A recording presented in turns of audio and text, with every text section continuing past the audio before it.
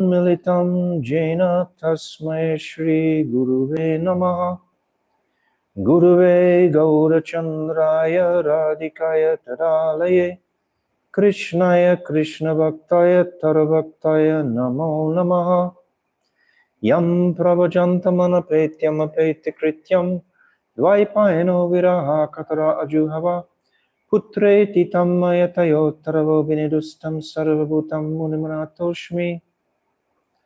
I'm first of all offering millions of Dandavat pranams unto the lotus feet of my most beloved Gurudev, Nitya Lila Prabhishta Om Astol Tarasarashishimat Srila Bhaktivedanta Narayan Goswami Maharaj. And the same again, millions of times unto the lotus feet of our most beloved, Nitya Lila Pravishta Om Astol Tarasarashishimat Srila Bhaktivedanta Swami Srila Prabhupada. And all our most beloved Rupanuga Guru Vargya, and all the Vaishnava and Vaishnavi devotees of the Lord, my Dandavat pranams to all of you. Hare Krishna, Krishna Krishna, Hare Hare, Hare Rama, Rama Rama, Hare Hare. So continuing with our study of Jaiva Dharma and chanting the Falshruti. Yesterday I was explaining that my Gurudev had said to understand the heart of any granta, any literature, we must understand the heart from where it manifested. And that's from Srila Bhaktivinoda Thakur. And we were describing his glories yesterday in relationship to our ability to comprehend this text through his mercy. It's his mercy that's going to open the doors and windows of our consciousnesses.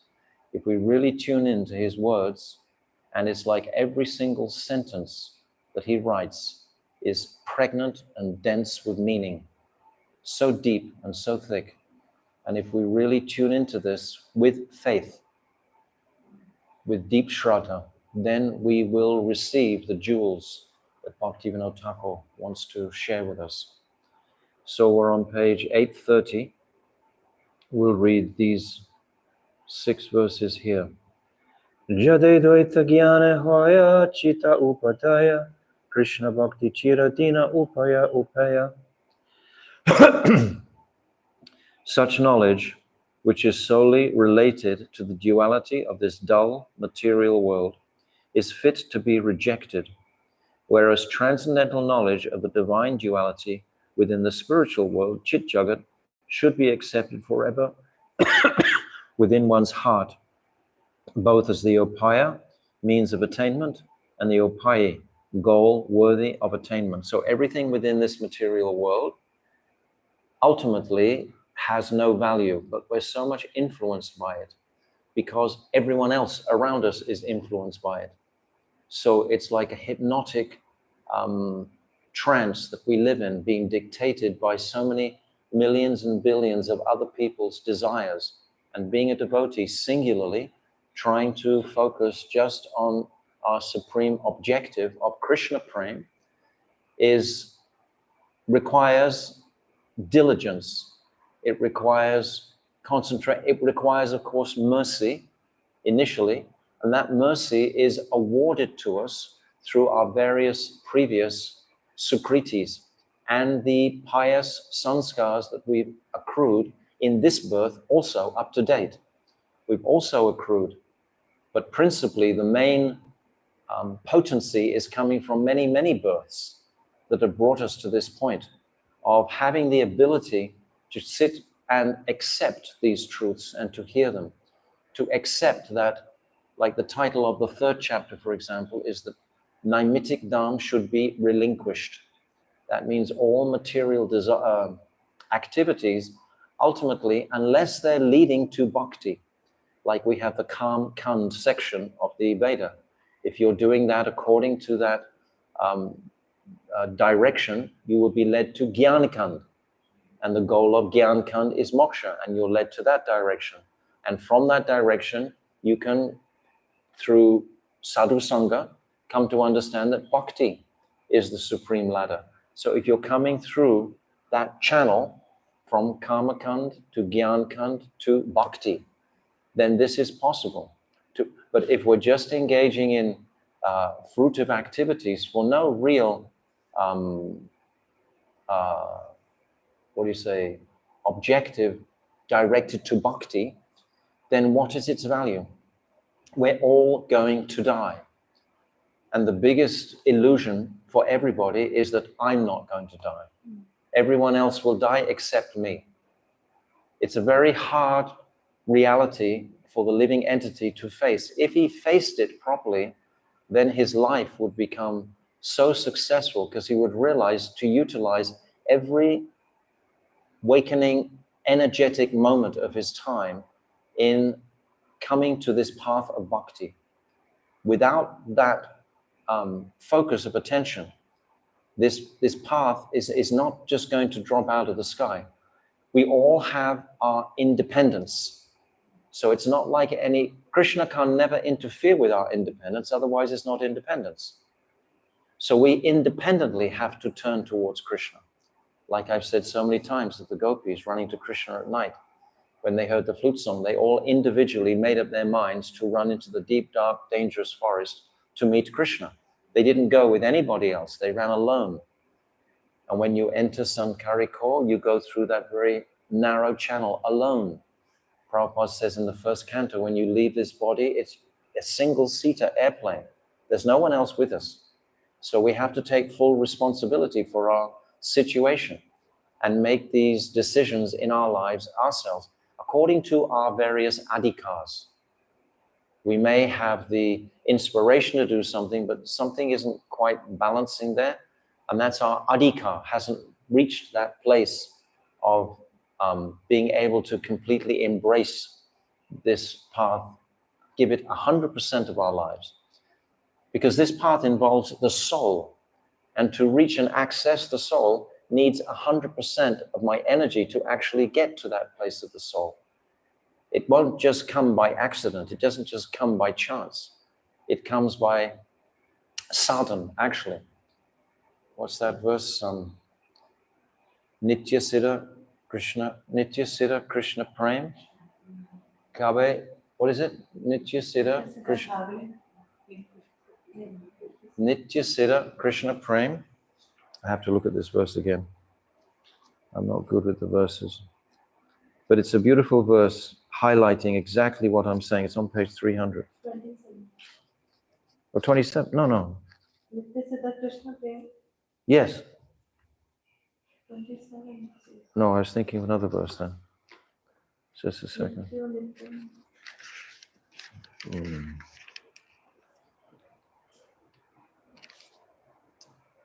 Can't find it. Nitya Siddha Krishna Prem Shabi Sadhya Kabunai Shravanadi Shuddha Chitta Kare Uday. That this Krishna Prem is not something that can be acquired from outside. It's already a established state of consciousness within already. It can't be accessed through sadhana. Yet Shravanadi Sudha Chitta. Yet what is the sadhana we do to attain that? There is still a sadhana to perform to waken that up. Even though it's not by sadhana itself that this Krishna Prem is awoken. But it is by sadhana that the greed will manifest to awaken what is already dormant in the heart. Make sense? That we have to make that effort. We always say this chesta and kripa, like the two fingers binding Krishna to the mortar. This effort has to be there in any relationship. You have to make some effort and then there's some reciprocation, or not. Yes. That's dependent on mercy. That's dependent on kripa. So effort and kripa, so both must be there. So this is our situation, and it's an independent path. It's not something that we do collectively. We sit together collectively and hear these truths, but independently, individually, we go and we sit and we digest and we take our japa, we take our practice, etc., and we pray separately. It's not that someone else can make you come to realization. It's exactly the same analogy I've said many times about a child walking. No one can make the child walk. The child can only walk by itself. The parents can make all the support systems, but the child has to walk itself. So we also have to make that own decision independently ourselves. So Bhaktivinoda Thakur is many times stressing this point about the futility of everything within this material world. He says it practically every verse. Jiva kabu jadama nae hari kabu nae hari sa jiva chintya beda beda not mai. The jiva is not a product of dull matter, nor is he Kevaladvaita, absolutely one in all ways with Sri Hari. So I'm not like a brick or a stone. I have that embodiment of Krishna within me. Satchit Ananda is also there within the jiva, Satchit Ananda. So I have that, but I'm one and different from Krishna. The jiva is inconceivably different and non-different from Hari. It is inconceivable. It's off the map, so to speak. This astonishing inconceivability, which we need to really appreciate. When we have an astonishing experience, we're very enlivened. If it's a positive, astonishing experience, if it's a positive, horrific experience, then it's not enlivening. But if it's a very positive, astonishing experience, like you see something, hear something, read something, say something, then your whole heart can be enraptured. So that astonishment, that's achintya, that's the achintya bhava. That's how it manifests. And if we have that feeling of, I call it a wow, when you think, wow, this is something very exceptional, then those moods of achintya we are hoping to experience daily. Otherwise, we're not going to feel the inspiration for our progress moving forward. It's going to get dull, routine-like, and we'll get covered very quickly by the three modes of material nature. So the jiva is inconceivably different and non-different from Hari.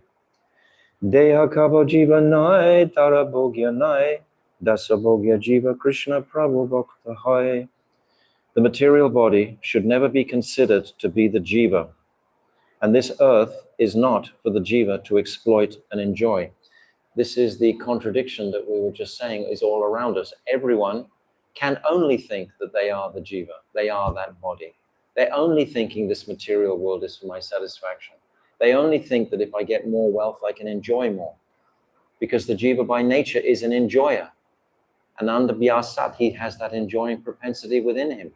So that when he does develop his relationship with Krishna, Krishna will also reciprocate in a very blissful way. So that enjoying tendency must be there. The jiva's swarup is Krishna Das, and thus he is meant for Krishna's enjoyment. Whereas Sri Krishna's swarup is Prabhu, master, and Bhakta, enjoyer. It's actually such a simple reality and truth. If we can just embrace it, and all of our days are contemplating, how can I please Krishna? Smartavya shatadam Vishnu, Vishmartavya nagatuchit. How can I please Krishna? How can I never forget Krishna? Always remember Krishna and never forget Krishna. That's the meaning of that verse. Jaiva Dharma nahiyache deha dharma kata nahiyache jiva gyan mayavada prata. This book entitled Jaiva Dharma neither discusses matters related to the dead material body, nor does it propound the Mayavad doctrine of the jiva's oneness with Brahma. So both of those are expelled from this divine shastra. Jiva nitya dharma bhakti tahe jadanai shura jiva prema seva phala payatai. The jiva's nitya dharma is bhakti, devoid of material motivation. Why would he be materially motivated if he's filled with contemplating how he can bring pleasure to Krishna? Krishna's not going to get anything from this material world. Doesn't matter what you offer him from here, how can he be pleased with that unless it's soaked in devotion? unless you're giving it to him with full devotion. Devotion is what he's controlled by, bhakti. The jiva, purified by seva, attains the fruit of that seva in the form of prem. So that is very beautiful contemplation. So this is Bhaktivinoda Thakur's divine Falshruti. Very beautiful. Okay, now we come back to our chapter 13, the commencement of Dasmula. And I'll go one time again through this verse that I think you must all be coming familiar with by now. Amnaya praha. So this is the praman, this is the evidence that this is on page 282, at the beginning of the chapter. This verse contains all the 10 mulas. All the dasamula are here. The first of the dasamulas is the praman. So that's Annaya Prama. Annaya Prama. The second is Tattvam Harim Iha Paramam. That Krishna is that supreme personality of Godhead. He is the final controller of this universe, this world. Sarva Shaktim. He is the embodiment of all potency. He's Shaktiman. This is the second Prameya. Rasabdim. This is the third Prameya. He is the embodiment Akila Rasamrita Sindhu. He is the embodiment of Rasa Tattva. So 3 Prameyas and 1 Praman in the first line. Second line, Sad Vibhinamsams.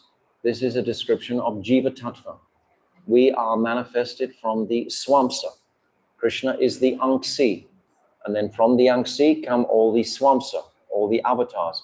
Then from the avatars, Balaram in particular, manifest all the jivas as separated parts of Krishna. It's like if you hold a compass and the point of the compass is on the Anksi, and the first circle you draw is the Swaamsa. Then you expand the compass and you have the Vibhinamsa on the second circle. So we are the separated parts. Cha Jivan Prakriti Kalvitam. This is the jivas who are swallowed by Maya. The conditioned jivas completely under the blanket of the material energy, totally controlled by Rajas, Tamas, and Sattva Gun.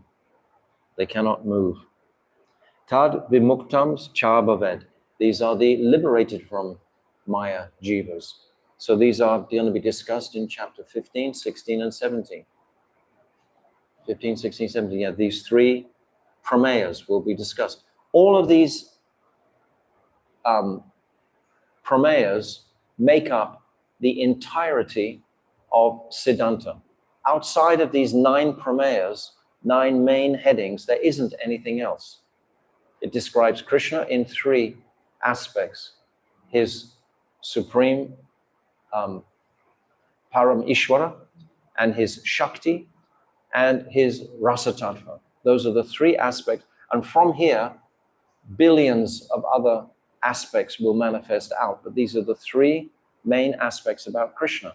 Then the 3 main aspects about the jiva is the jiva bound by Maya, the jiva liberated from Maya, and just jiva tattva generally. So that's the second 3. So that makes 6 prameyas. So there's going to be 9 prameyas, 3 more. So Veda Abed Prakash Sakilam Api Hare. This Veda Abeda we've just discussed in the Falshruti. Krishna is one and yet different from the jiva.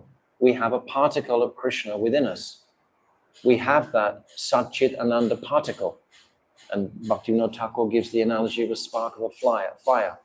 We have the same potency as the fire to spark a whole, devastating fire around the universe if there's enough dry substance there. So we have the same potency, but we are very, very anuchit. Krishna is vibhuchit. Krishna is the supreme. Then what is the sadhan? Sadhanam Shuddha Bhaktim. Shuddha Bhaktim. That pure bhakti, pure devotion. This is the sadhan to attain Krishna, pure devotion. And then Sadyam Tat Pritim. What is the sadhya? This pritim, love. Love alone is the sadhya.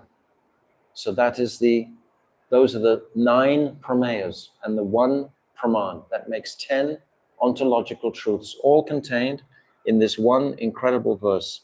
Evati upatashiti jnanam gaura chandra satyam saha. And this is the opinion and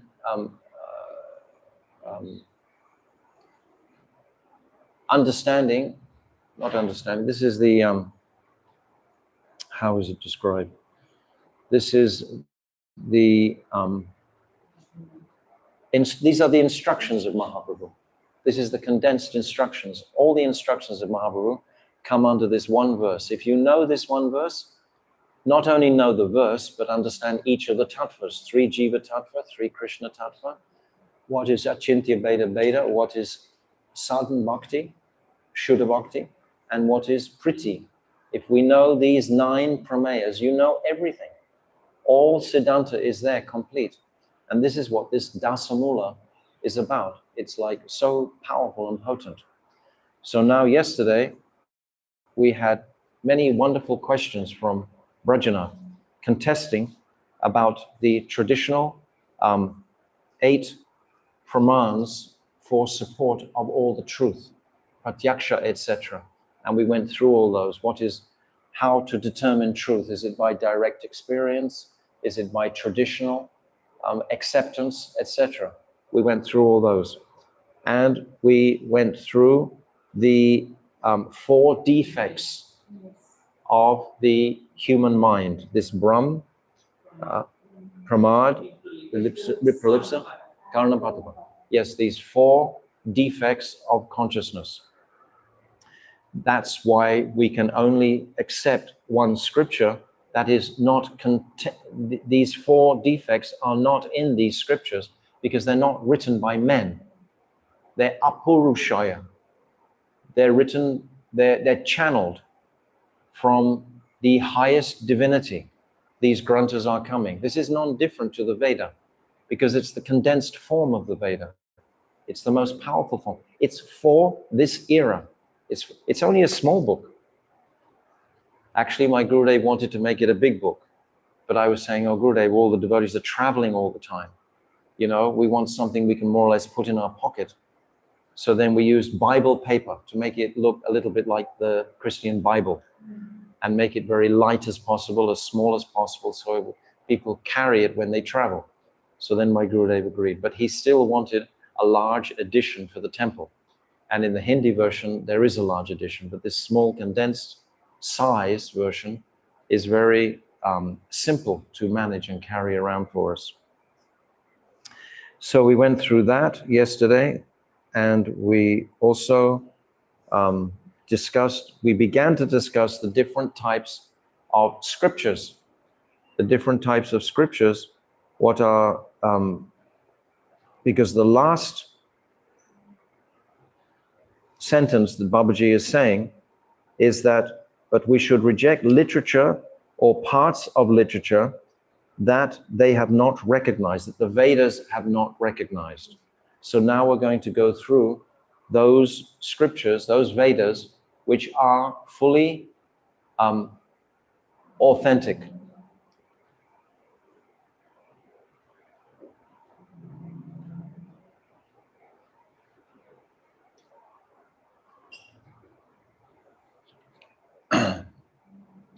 Brajanath, top of page 290. Brajanath, which Vedic granthas have the acharyas of Sat Sampradayas accepted? 289. Last Oh, there are okay. many books in the Vedic. Okay. 289, backtrack 2 paragraphs, sorry. So I'll read the sentence before in the last paragraph. Of these, the Pancharatra and so on are in the Sattvika group, and they are accepted as evidence because they expand the confidential meaning of the Veda. Brajanath, there are many books in the Vedic line. Which of these may be accepted as evidence and which may not? Babaji, in the course of time, unscrupulous, untruthful personalities have interpolated many chapters, mandalas, sections and divisions and mantras into the Vedas in order to fulfill various self-interests. And we see the tragedy within our beautiful ISKCON society that actually the Bhagavad Gita itself has been transformed from the original words, the original language in 1972 edition that Bhaktivedanta Swami Prabhupada gave to the world. And so many hundreds of sentences have been changed completely. And they don't necessarily give a stronger meaning or a more clearer picture. Actually, if you read them carefully, they're very strangely interpolated. And I said the other day, the example at the end of the 8th chapter, last paragraph, it says, one should associate with pure devotees. And now it's been changed to one should associate with devotees. They've taken out the word pure. Why? You can ask them. But this is called interpolation. So this has been done in the Bible, done in all scriptures, and it's also being done in these scriptures too. This book hasn't been interpolated. This is directly, as it was translated completely by my Gurudev, from the Bengali into Hindi, and then from the Hindi into English direct. And there's been no anomalies, there's been no changes whatsoever. There never will be, as long as we're broadcasting them and clarifying each of these statements. In the course of time, unscrupulous and untruthful personalities have interpolated many chapters, mandalas, sections and divisions and mantras into the Vedas in order to fulfill various self-interests. We understand that the self is so much anxious to enjoy anything, and for some perverted reason, they want to change the actual language of the scriptures to give them some support for something that is not totally scripturally clear and focused. So they have different agendas for doing like that. Those parts that were added at a later time are called prakshipta, interpolated parts. It is not that we should accept any and every Vedic text as reliable evidence. Those Vedic granthas, sacred books, that the acharyas in the Sat Sampradayas have accepted as evidence are definitely Veda and are authoritative evidence. But we should reject literature or parts of literature that they have not recognized.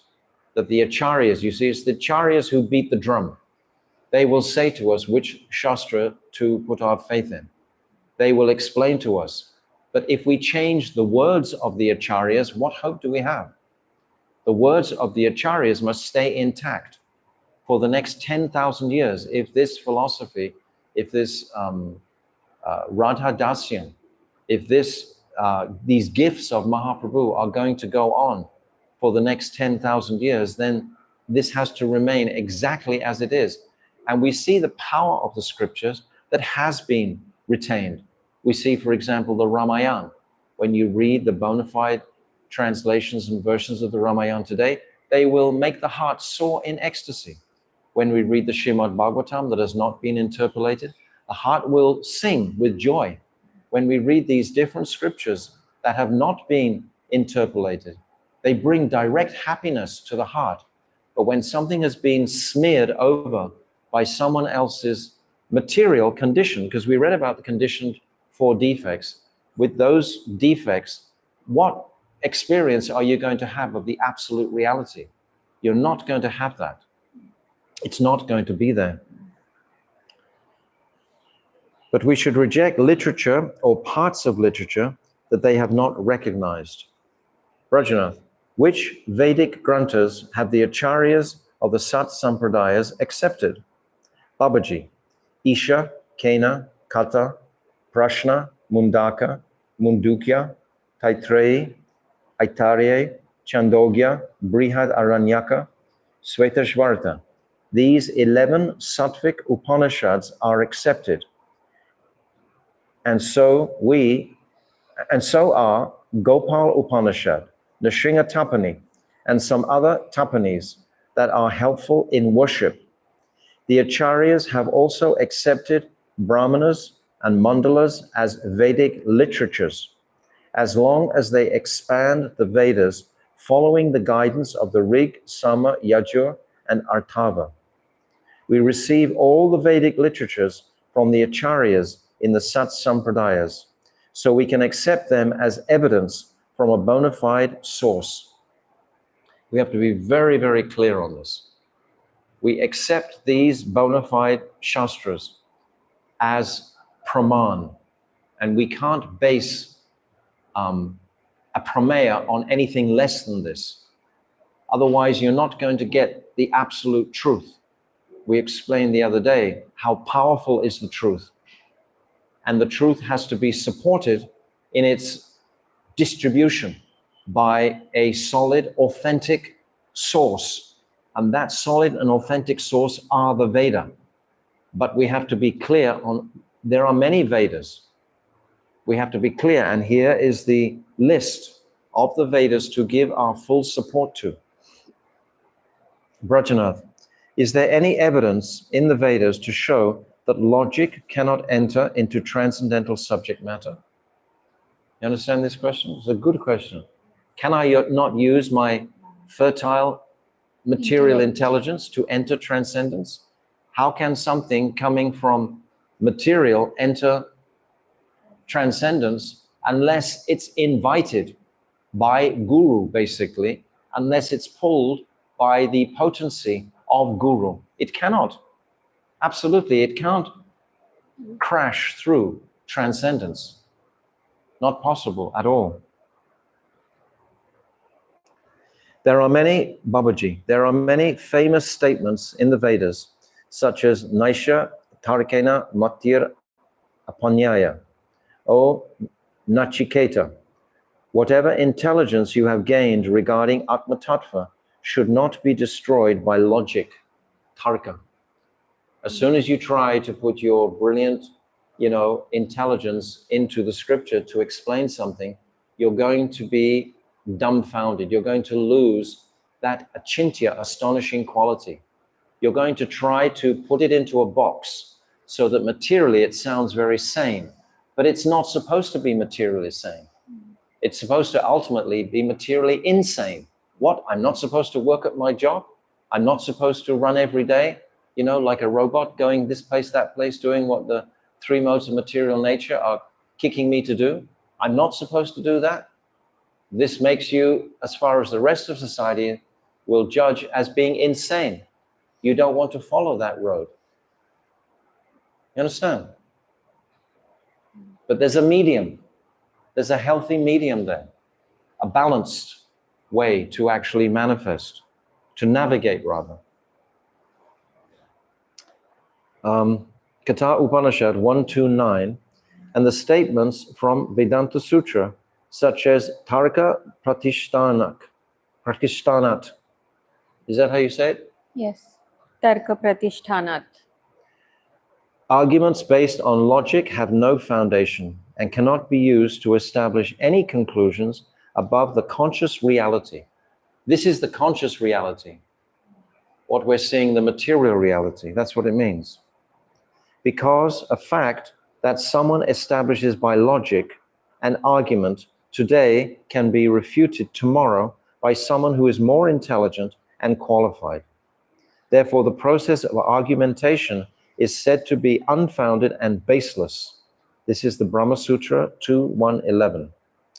Furthermore, it is stated, Divyaradasi, Achintyaha khalu ye bhavana tam satarke na yojayet prakratibhyaha param yacha tad achintasya lakshanam.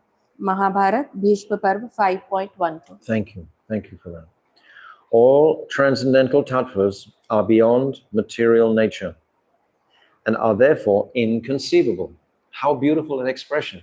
We've talked about the inconceivability. We've talked about the restriction of the conditioned soul. And here it's saying exactly the same thing, just in one line. All transcendental tattvas are beyond the material nature and are therefore inconceivable. This achintya bhav must be running through our consciousnesses. We're searching that which is beyond imagination. We've said many times, heavy with wonder, shining in the heart with pure goodness. Such is the description of rasa, beyond imagination. We can't imagine it. Don't try to condense it into material boundaries. Dry arguments are within the jurisdiction of material nature, so they can only be applied in mundane subject matters. What's the value in that? This is Nyaya Shastra. He's speaking to Brajanath, who's the king of the Nyaya Shastras, right? He's the Brahman, who's defeated everyone in Nyaya. So how is this going to impact Brajanath? But he's saying the verse. They cannot even come close to transcendental tattvas. What to speak of grasping them? That's why the necessity of chanting Hare Krishna must be there. Because by chanting Hare Krishna itself, it's an inconceivable activity, really, just to sit there and repeat the same mantra again and again. But that mantra has the capacity and the potency to actually ignite the higher stages of consciousness, to give us appreciation for actual transcendental reality. Was that Etevan eva lokeshmin humsam Etevan eva lokeshmin humsam dharma praroshmite bhakti yoge bhagavati tannama granadi bi. That's on page 300. I'll just say this translation because it's very beautiful. The supreme religious process for humanity in this mortal world is proclaimed to be the practice of devotional service unto the all opulent personality of Godhead through repeatedly chanting the holy names. That is the supreme devotional service. So devotional service is our aim and objective, because it's by that devotional service the heart will melt and Krishna's heart will melt, and the two will join in sambandha and seva can transpire. So by that chanting of the holy name, Etavan evalokishmin humsam dharma. Humsam means humanity, for all humanity, not just for a few sadhaks, for all humanity can take shelter of this holy name. As far as inconceivable conceptions are concerned, the application of dry arguments is undesirable and useless. This shloka of the Mahabharata established the limits of logic, and Srila Rupa Goswami, the Acharya of Bhakti Marg, has therefore written in Bhakti Rasamrita Sindhu, Eastern Division 1.1.32, स्वल्पापि रुचिरेव स्यात् भक्ति तत्त्ववाबोधिका युक्तिस्तु केवलनेव यदस्य अपरतिष्ठता. Thank you. One can comprehend Bhakti Tattva when one has gained even a little taste for Shastra that established Bhakti Tattva, such as Srimad Bhagavatam. However, one cannot understand this Bhakti Tattva by dry logic alone, because logic has no basis and there is no end to arguments. My Gurudev says Rupa Goswami had zero logic. Sanatana Goswami had some logic because he was dealing with different personalities. But Rupa Goswami had no logic. My Gurudev says that his Gurudev had good logic to establish many different preaching enterprises. But he himself, my Gurudev, Srila Bhaktivedanta Narayan Maharaj, has no logic. That means no of that material intelligence to make something go forward. Actually, Srila Bhakti Pragan Keshav Maharaj has said that having a high acumen of material intelligence can definitely be an impediment in your devotion, because you're questioning, does it fit my intelligence? Does it fit my intelligence? Oh, this doesn't fit my intelligence. All that has to be actually purified and become like a child. And then that inconceivable mood can manifest in the heart. This is the truth. Nothing genuine can be accepted by logic and argument, as this ancient statement proves. यत्नेनोपादितोऽपि Artha कुशलेर अनुमत्रिभिः अभियुक्ततेर अन्येर अन्याथैवोपपादयते. Any logician can clearly establish any subject matter using arguments, but someone who is more expert in argument can easily refute him. You use logic to establish one Siddhanta today, but a more intelligent and qualified logician will be able to refute it tomorrow. So why should you rely on logic? This is actually a big topic. Yes. This actually is a very big topic because we all have material intelligence. Logic is referencing material intelligence. When we try and establish truths based on our material intelligence, it's going to restrict, it's going to make us limited in appreciating the supreme reality and truthfulness.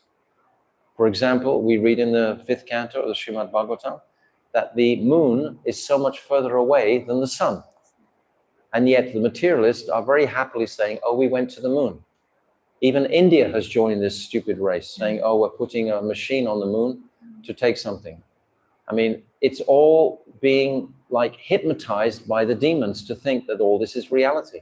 We should wake up and realize that, not make a big deal about it necessarily. You don't have to run around with a drum telling everybody because they won't believe you anyway. But just in our own space, our own understandings, we should see what is the absolute reality. If we have studied the Srimad Bhagavatam, especially the 5th canto, you get a picture of the universe there. And it's not the same that the materialist scientists are presenting. Not at all. My Bhaktivedanta Swami Prabhupada, he said, we never went to the moon. He said that. And actually some devotees even left because of that statement. They couldn't handle it. They were trying to use their rational intelligence. That was based on popular opinion. There's an expression in English, 3 billion drunks are not necessarily right. Because 3 billion people think it should be like that. Doesn't make it right. That's why Facebook is actually, you know, a Kali Yuga machine thing. If you get the royal blue thumbs up, you think it's right. And if enough people give you the thumbs up, you think, yes, that's the truth. But that's just popular public opinion, which we can't depend on. We can only depend on these divine shastras, especially Srimad Bhagavatam.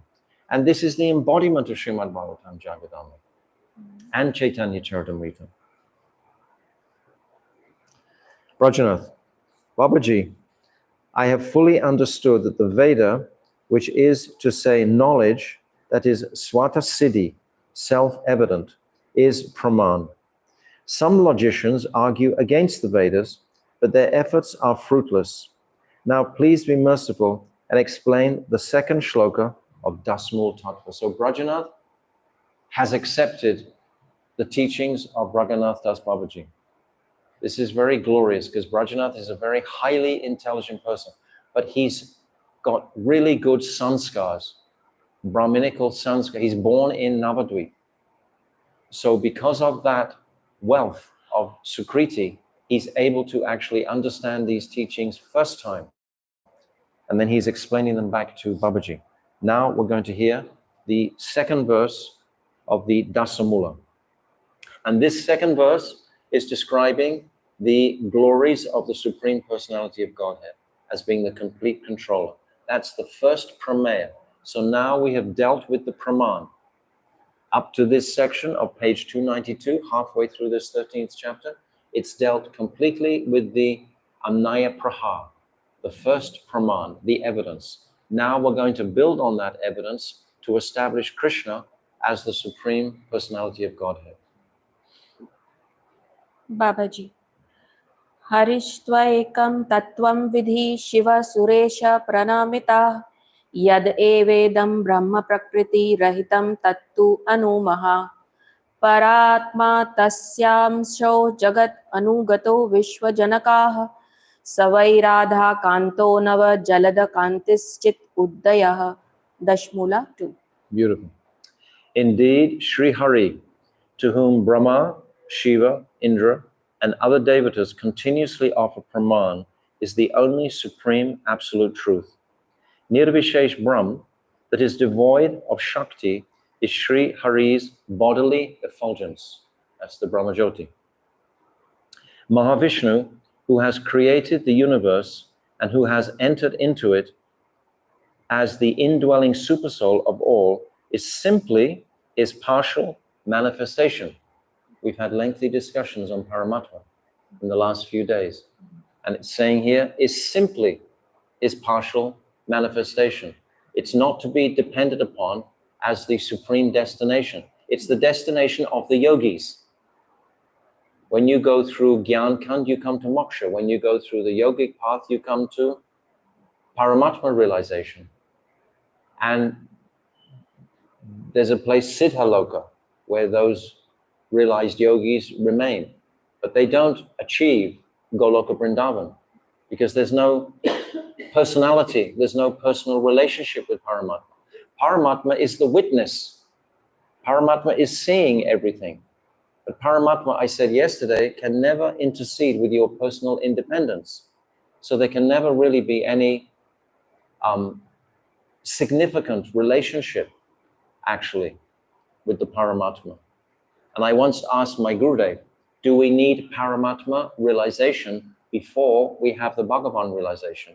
Because in the Chaitanya Charitamrita, some of the editors there, they didn't really understand fully. It wasn't Prabhupada who was saying this, but in the purports, they're constantly giving Brahman, Paramatma, and Bhagavan, as if you have to go through all these stages to come to Bhagavan.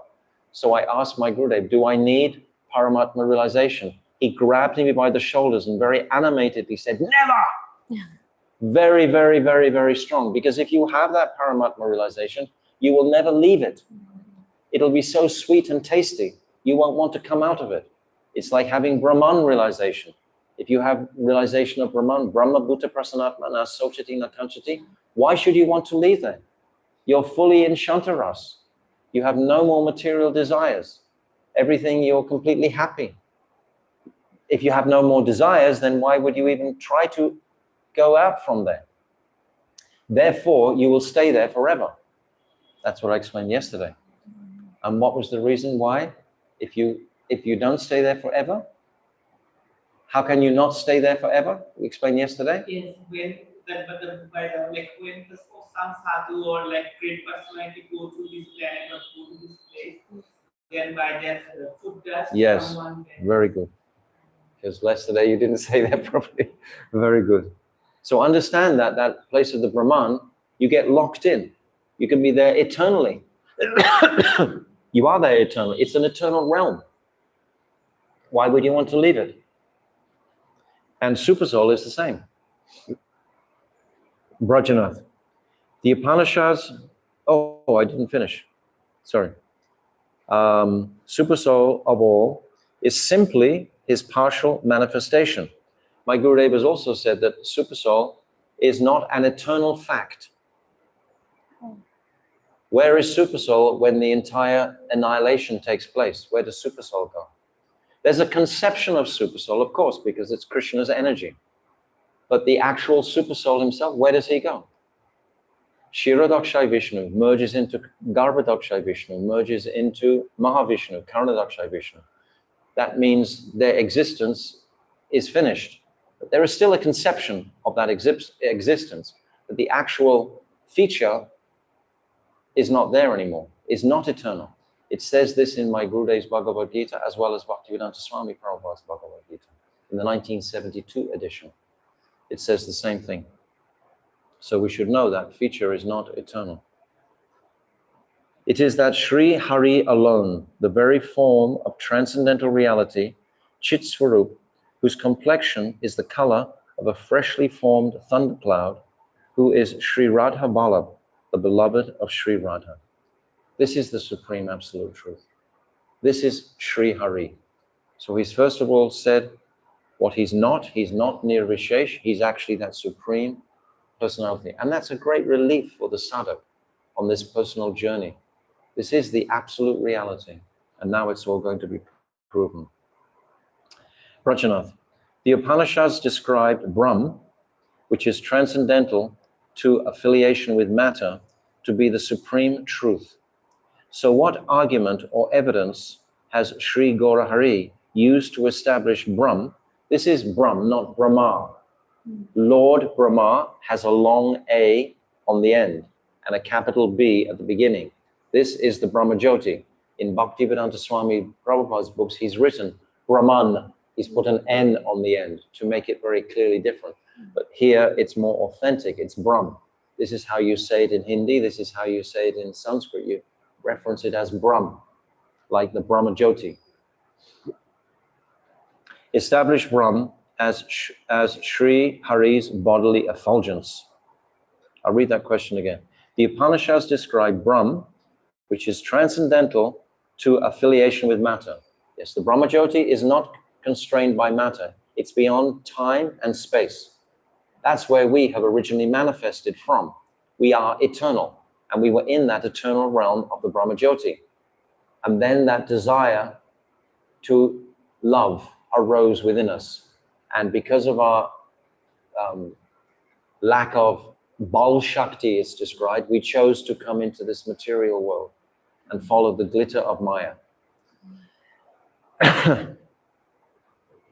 So what argument or evidence has Sri Gaurahari used to establish Brahm as Sri Hari's bodily effulgence? So now there's a very beautiful description here of the attributes of the Lord. Babaji, Sri Hari is certainly Bhagavan, whose true nature has been ascertained in the Vishnu Purana 6.5.74. ऐश्वर्यस्य समग्रस्य वीर्यस्य यशाश श्रिया ज्ञानवैराग्य यशोश्चैव सन्नाम भाग इतिंगना. Bhagavan is the supreme absolute truth, endowed with 6 inconceivable qualities: complete opulence, strength, fame, beauty, knowledge, and renunciation. It's helpful for us to remember the order that this is given in. Beauty actually is the first Anksi, which is going to be explained. There's a very beautiful map of this on my website on www.bvtridandi.com. On there, if you look in maps, you'll find a map of this next explanation given in the form of a tree, because this is how Bhaktivinoda Thakur is going to describe it. Now, there is a mutual relationship amongst these qualities of body, which is the Angi, and limbs, the Anga. So the body of the tree is the Angi, and that's represented actually in beauty. And then we have the 3 Angas, are the limbs of the tree. The question may arise, which of these qualities is Angi and which are Angas? The Angi, body, is that within which the Angas, limbs, are included. For example, a tree is Angi, and the leaves and branches are the Angas. The body of Angi and the feet and hands are Angas, the limbs. Therefore, the principal quality, Angi Guna, represents the body, and to that quality, all the other qualities, Anga Gunas, are arranged as its limbs. So very, very simple. If you get that picture up of the tree, then it's very, very clear. The Angi Guna of Bhagavan's transcendental form is his resplendent beauty. So this is very important. When we first think about, I wonder if we can get that on the screen quickly. Is that the map? Yes. Try to hold it in front of the screen for a couple of minutes so that people can actually see what it is. Is it the right way around? Okay, so you can see, and the principal quality of Krishna is his beauty. Krishna is Lavanamrita, the repository of all beauty in existence. When you look at Krishna, you can't look away because he's everything beautiful in existence. There's nothing more beautiful than Krishna. So that is the principal quality. That's the most attractive quality. The name Krishna means all attractive. So we are all attracted to his beauty. Mm-hmm. That's the first quality. Bhagavan's transcendental form is his resplendent beauty, Shri. And the other 3 qualities, opulence, Aishwarya, strength, Virya, and fame, Yasha, are his Angas, limbs. The remaining 2 qualities, knowledge, Gyan, and renunciation, Vairagya, are the effulgence of the quality of fame, because Gyan and Vairagya are only attributes of a quality and not original qualities in their own right. Can you understand that? Beauty has to have an object that is beautiful. Opulence has to have an object that is opulent. Strength has to have someone who is strong. And fame has to have someone who is famous. But knowledge you can find in a library.